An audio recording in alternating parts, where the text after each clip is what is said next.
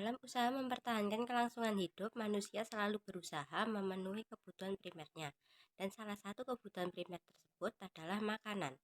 Makanan merupakan substansi yang sangat dibutuhkan oleh tubuh sehingga elemen vital bagi manusia terpenuhi. Salah satu makanan pokok masyarakat Indonesia adalah beras. Karena beras merupakan bahan yang mudah diolah, mudah disajikan, dan mengandung karbohidrat sebagai sumber energi, sehingga berpengaruh besar terhadap aktivitas tubuh.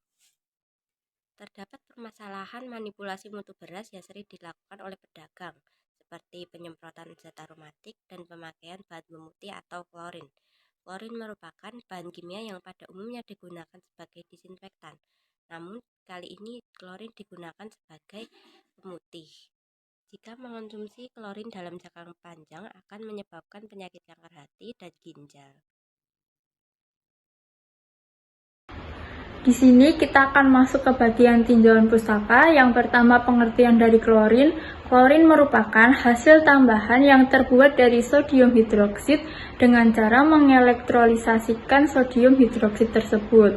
Dalam wujud gas, klorin berwarna kuning dan kehijauan. Baunya sangat menyesakan dan juga sangat beracun. Sedangkan dalam bentuk cair dan padat merupakan agen pengoksidasi dan juga pelunturan yang sangat efektif. Klorin di dalam tubuh kita untuk membentuk sebuah HCl atau asam klorida pada lambung. HCl memiliki kegunaan untuk membunuh kuman bibit penyakit dalam lambung dan juga mengaktifkan pepsinogen menjadi pepsin.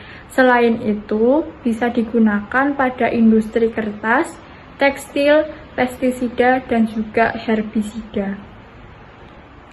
Nah, supaya bisa digunakan, klorin ini biasanya dikombinasikan dengan senyawa organik atau bahan kimia yang mempunyai unsur karbon, yang biasanya menghasilkan organoklorin.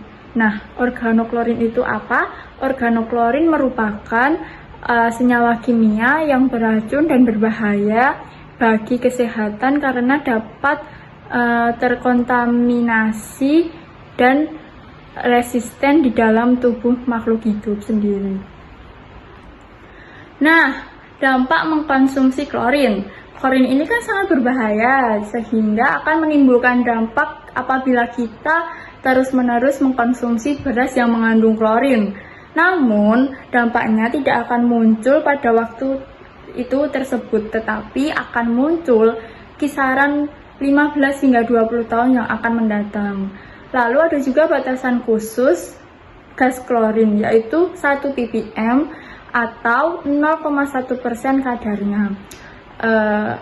Pada kadar tersebut, penderita juga bisa mengalami kematian.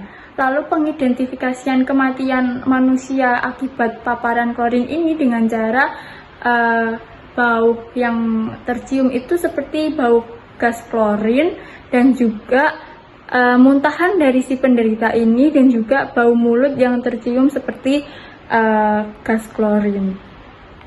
Lalu ada juga nih bagaimana cara mengetahui bahwa beras tersebut mengandung klorin.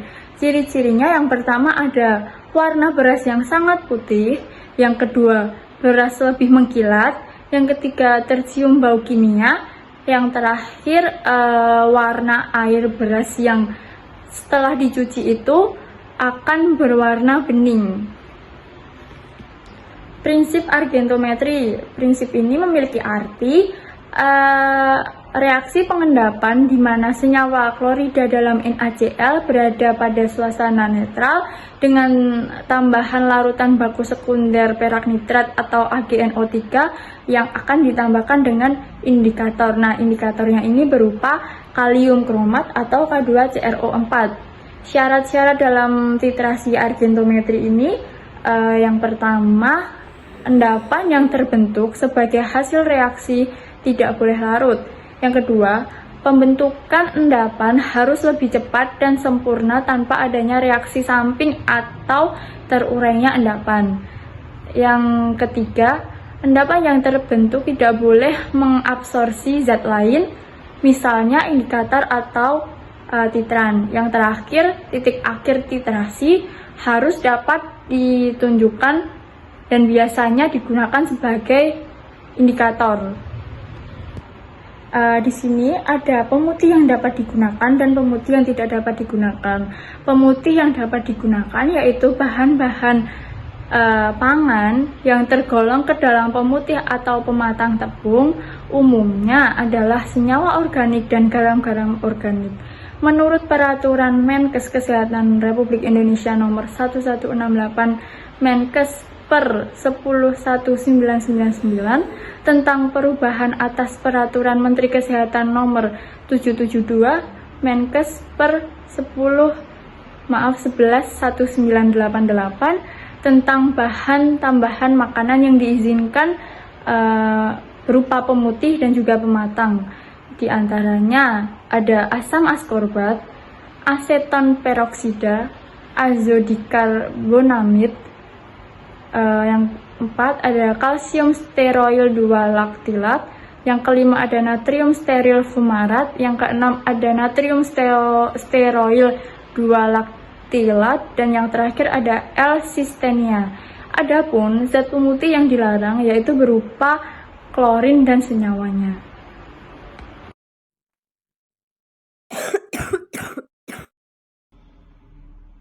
Kemudian lanjut ada metode penelitian. Metode penelitian itu ada tempat dan waktu penelitian, kemudian alat dan bahan, terus variabel penelitian, prosedur penelitian, dan teknik pengumpulan dan analisis data. Yang pertama itu ada tempat dan waktu penelitian. Penelitian ini dilaksanakan di Laboratorium Kimia Analisis Tikes Nasional Surakarta.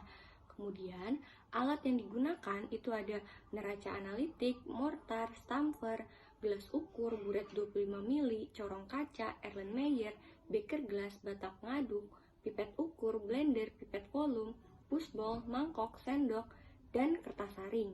Kemudian bahan yang digunakan itu ada sampel beras, kemudian larutan AgNO3 0,01N, K2CrO4 5%, Aquades, dan NaCl 0,01N. Variabel penelitian, variabel terikatnya itu kadar klorida dari dalam beras. Kemudian variabel bebasnya itu kandungan klorida dalam beras, tempat pembelian beras, dan bahan pemutih yang digunakan pada beras. Kemudian masuk ke prosedur penelitian. Yang pertama itu preparasi sampel. Sampel dihaluskan, ditambah Aquades, dan disaring. Jadi sampel itu diambil, dihaluskan menggunakan blender, kemudian ditimbang 40 gram dan diaddkan 100 ml Aquades, kemudian disaring agar dapat filtratnya. Kemudian uji kualitatif, jadi sampel yang sudah disaring itu ditambah AgNO3, kemudian ditambah K2CrO4. Nah, hasil positif itu menunjukkan apabila warnanya itu merah bata. Kemudian standarisasi larutan AgNO3. Ambil 25 mili NaCl, kemudian ditambahkan K2CrO4 dan dititrasi dengan AgNO3. Kemudian analisis kuantitatif.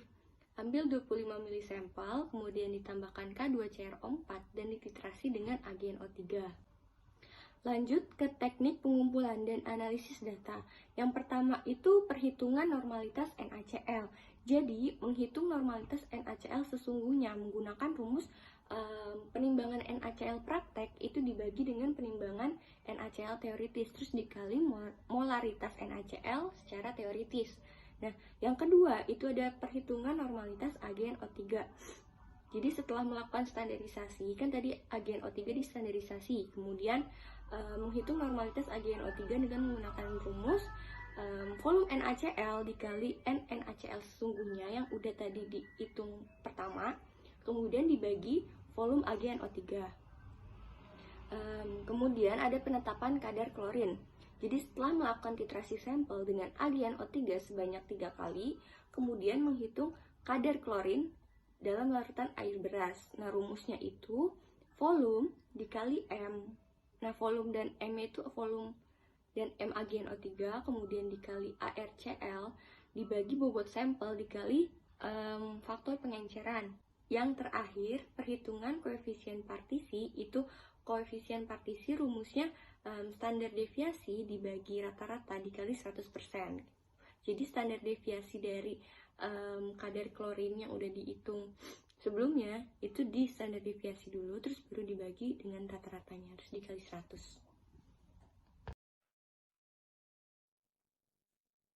Selanjutnya hasil dan pembahasan.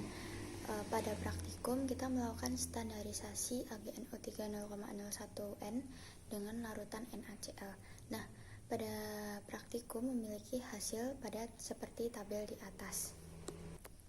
Nah, untuk pengertian AgNO3 sendiri adalah merupakan larutan baku sekunder, yaitu larutan yang tidak diketahui kadar dan kestabilannya. Oleh karena itu, perlu ditentukan terlebih dahulu konsentrasinya dengan cara standarisasi larutan AgNO3. Nah, kenapa kita memilih larutan AgNO3?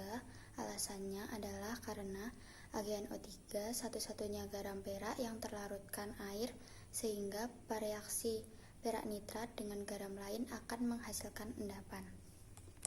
Nah, pada standarisasi larutan AgNO3 kita menggunakan larutan NaCl.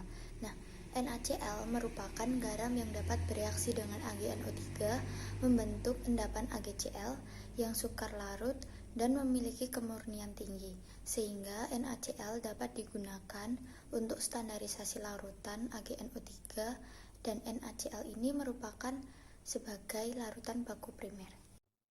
Nah, pada standarisasi larutan AgNO3, standarisasi dilakukan 2 kali agar kita dapat membandingkan hasil titrasi yang pertama dan yang kedua. Titik akhir titrasi dapat dinyatakan dengan indikator larutan K2CrO4 5%, yang dengan ion Ag+ berlebih menghasilkan endapan AgCl yang berwarna putih mulai berubah menjadi warna kemerah-merahan. Metode ini disebut dengan metode Mohr karena terbentuknya endapan berwarna kemerah-merahan. Selanjutnya ada uji kualitatif. Pada uji kualitatif ini kita akan menyiapkan 2 tabung reaksi, masing-masing diisi dengan 1 ml filtrat beras, kemudian salah satu tabung diberi 3 ml larutan AgNO3, kemudian dibandingkan dengan tabung yang tidak ditambah AgNO3. Apabila terjadi endapan putih, maka sampel dinyatakan positif mengandung klorin. Terjadi reaksinya yaitu Ag+ ditambah Cl- menghasilkan AgCl yaitu endapan putih. Terjadinya reaksi tersebut menandakan adanya kandungan klorin dalam sampel beras. Dikarenakan pada saat praktikum tidak terlihat perbedaannya dengan jelas, kemudian kita menambahkan K2CrO4, di mana yang positif mengandung klorin akan berwarna merah dan ada endapan putih di bawah, dan yang tidak mengandung klorin akan berwarna kuning. Selanjutnya ada uji kuantitatif. Nah, analisis kuantitatif dilakukan untuk menentukan kadar klorin yang ada di dalam beras menggunakan metode argentometri Mohr. Metode ini biasanya digunakan untuk penetapan kadar halogenida seperti klorida dan bromida yang membentuk endapan perak nitrat pada suasana netral. Prinsip argentometri Mohr adalah terjadinya reaksi pengendapan antara senyawa klorida dalam suasana netral atau sedikit basah dengan larutan baku perak nitrat yaitu AgNO3. Selanjutnya, proses titrasi menggunakan metode argentometri Mohr sangat memerlukan indikator untuk mencapai titik akhir titrasi, yaitu dengan hasil akhir membentuk endapan perak kromat atau K2CrO4 yang berwarna merah kecoklatan. Pada praktikum ini, jenis presisi yang dilakukan adalah reatabilitas, yaitu derajat keberulangan suatu metode analisis yang pendek pada kondisi operasi yang sama. Metode analisis bisa dikatakan memberikan presisi yang baik ketika nilai simpangan baku relatifnya kurang dari 2%. Namun pada tabel diperoleh harga yaitu 4,1367%. Harga itu menunjukkan bahwa presisi metode dikatakan kurang baik. Nah, faktor yang mempengaruhi yaitu pemilihan metode uji merupakan faktor utama yang mempengaruhi mutu hasil uji.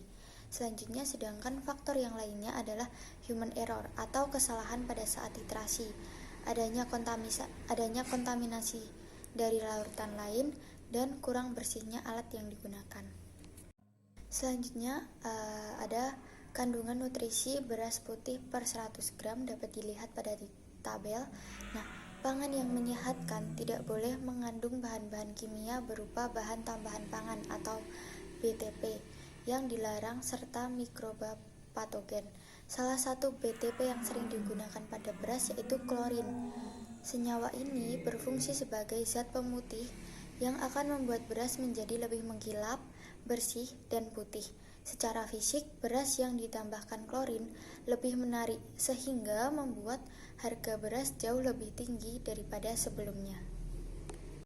Nah, apa sih itu senyawa klorin? Senyawa klorin adalah salah satu zat kimia yang biasa digunakan sebagai pemutih beras. Klorin dan senyawa lainnya sebagai bahan kimia berbahaya yang dilarang digunakan dalam proses penggilingan padi dan penyosohan beras dengan batas minimal kadar klorin dalam beras yaitu 0 mg per liter. Klorin merupakan pestisida yang bersifat toksik. Efek penggunaan klorin menyebabkan kerusakan sel-sel tubuh dan kerusakan syaraf yang menyebabkan stroke atau kelumpuhan. Klorin dapat merusak mukosa lambung yang akan menyebabkan penyakit gastritis. Penggunaan klorin dalam makanan dapat menimbulkan gangguan baik jangka pendek maupun jangka panjang, terutama dalam saluran gastrointestinal. Gangguan kesehatan yang terjadi dapat berupa keracunan, kelumpuhan, dan keluhan kesehatan lainnya.